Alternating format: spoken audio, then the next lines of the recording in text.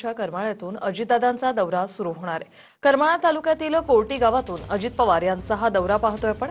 अजित पवार आज सोलापूर, धाराशिव आणि बीड जिल्ह्याचा दौरा करतायत।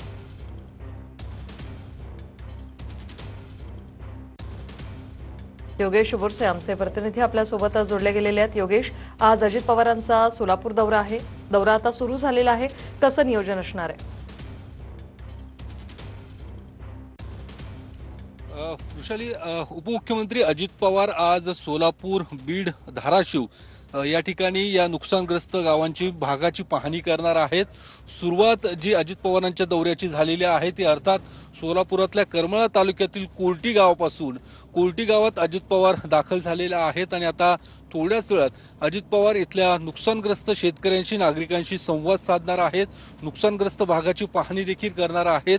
सोलापुरातलं जर बघितलं तर साधारणतः करमाळा, मोहोळ आणि माहडा या 3 तालुक्यांना मोठा पाण्याचा, या सगळ्या अतिवृष्टीचा फटका बसलेला आहे। त्यामुळे लाखो हेक्टर शेती या सगळ्या पाण्याखाली गेल्याचं पाहायला मिळतंय आणि याच सगळ्या शेतकऱ्यांना आधार देण्याचा प्रयत्न हा नक्कीच या दौऱ्याची माहिती घेणार तुर्तास